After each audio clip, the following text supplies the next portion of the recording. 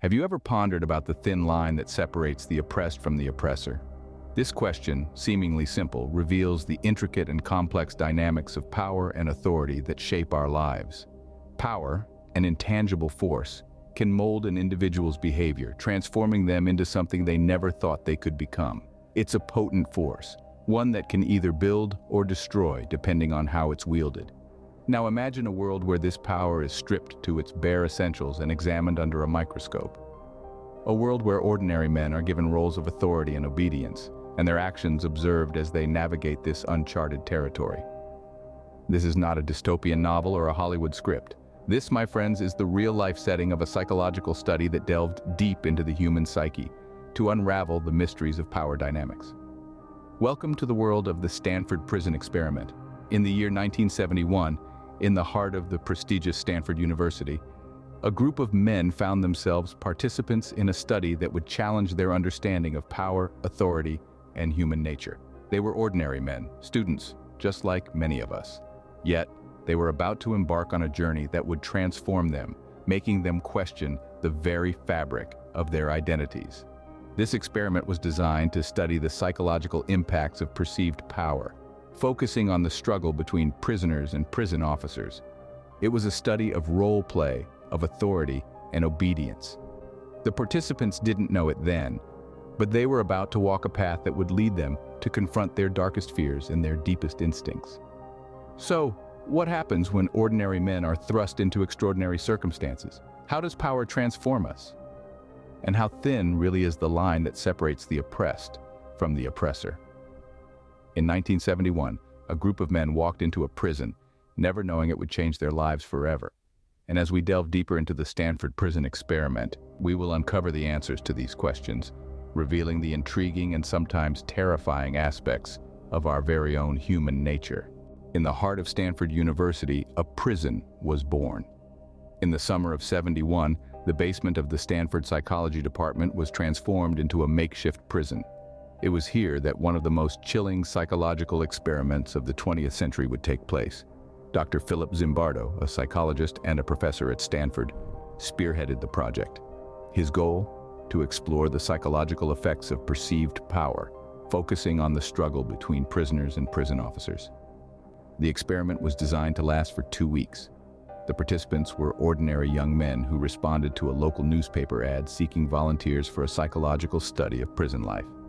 These men were not criminals. They were not guards. They were students, workers, sons, brothers, just regular folks like you and me. After a thorough screening process, 24 men were chosen.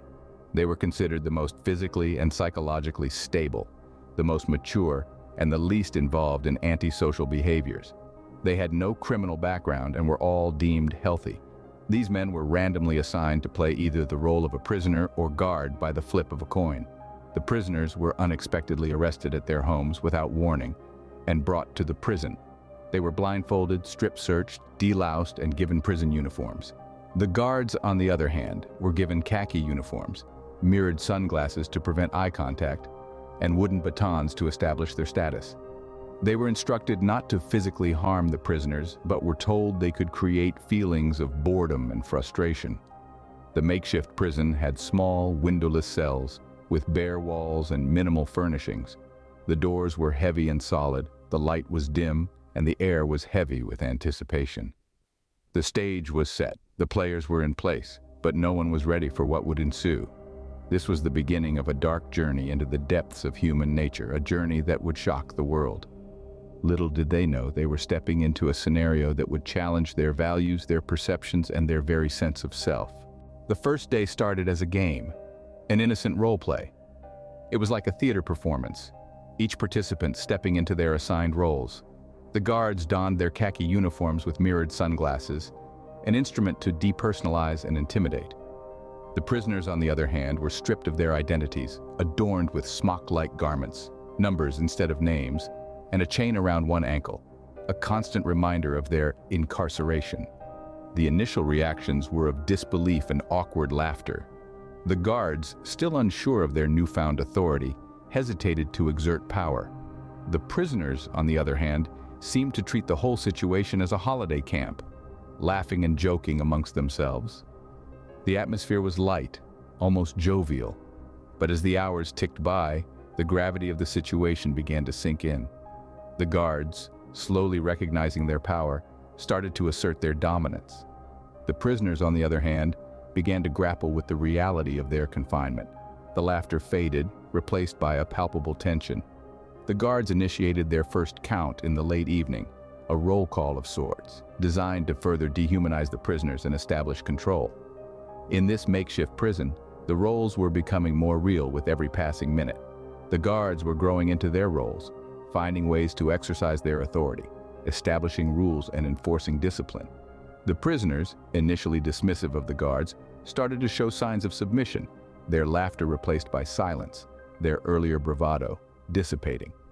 As the clock struck midnight, the prison was eerily quiet. The guards walked the hallways, their footsteps echoing ominously. The prisoners lay in their cells, the reality of their situation sinking in. The stage was set for a sleepless night. The game was no longer a game. Little did they know, the lines between reality and roleplay were about to blur. The stage was set, the players were in character, and the first day of the Stanford prison experiment had come to a close. The experiment was about to take a dark turn, and the participants were about to learn a terrifying lesson about human nature and power dynamics. As the days rolled on, the guards started to change.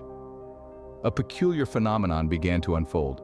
The once ordinary students who were assigned the role of guard started to exhibit an uncanny transformation. They had begun to internalize their roles, embracing the power they were endowed with as part of this social experiment. What started as an academic endeavor swiftly morphed into a real-life enactment of power dynamics. The guards took to their roles with an alarming zeal. They began to exercise their power, not merely as part of the experiment, but rather as a newfound reality.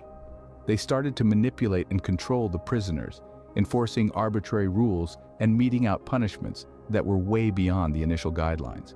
The power intoxicated them, leading them to act in ways they never thought possible. They were no longer just playing a part. They were living it, breathing it. The lines between the experiment and reality started to blur, the guards losing sight of their true identities. As the guards reveled in their authority, the prisoners bore the brunt of their tyranny. The psychological effects were palpable. The prisoners began to exhibit signs of extreme stress and emotional distress. They were no longer just playing the part of prisoners. They were experiencing the harsh realities of imprisonment.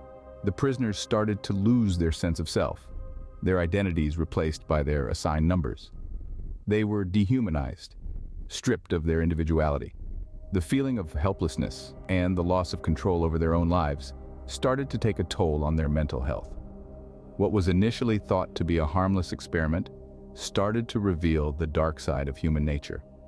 Power, when unchecked, can lead to unimaginable consequences. The experiment was not just about the guards and the prisoners anymore. It was about human nature, about how easily we can lose ourselves when granted unchecked power. The Stanford prison experiment had taken a sinister turn. It was no longer an academic exercise, but a real-life portrayal of power dynamics and its potential to corrupt. The experiment was spiraling into a dark abyss. The prison was no longer a university hallway, it was a battleground. As the days wore on, the tension within the makeshift prison walls grew palpable. The once orderly Stanford hallway was now a theater of psychological warfare. The prisoners, initially compliant, began to show signs of rebellion. Their spirits, though shackled, were not entirely broken. They plotted, they planned, they sought to regain their freedom, even if it was just a token of it. The guards, on the other hand, had tasted power and they were not ready to relinquish their reign. They responded to the prisoners' rebellion with increased brutality. Their uniforms, their sunglasses, their batons became symbols of their authority, and they wielded them with ruthless efficiency. They were no longer acting. They had become the roles they were assigned. The line between simulation and reality blurred. The researchers watched as their experiment spiraled out of control. They had wanted to understand the dynamics of prison life, but they had grossly underestimated the transformative power of their setup. The reactions of the participants were more intense, more real than they could ever have anticipated. They were gripped by the unfolding drama, yet they were torn by the ethical dilemmas it presented. The prisoners and guards were not just playing their roles anymore, they were living them. The prison was not a mock setup in a university hallway. It was a real, thriving, oppressive prison. The experiment was not a controlled study anymore. It was a chilling testament to the power of situational forces and systemic structures. The researchers had embarked on this journey to explore the depths of human nature, but they had ended up peeling back layers of their own ethical boundaries. They had set out to observe power dynamics, but they were now caught in their own power struggle. What started as an experiment was now a horrifying reality. 6 days, that's all it took for humanity to crumble under the weight of power.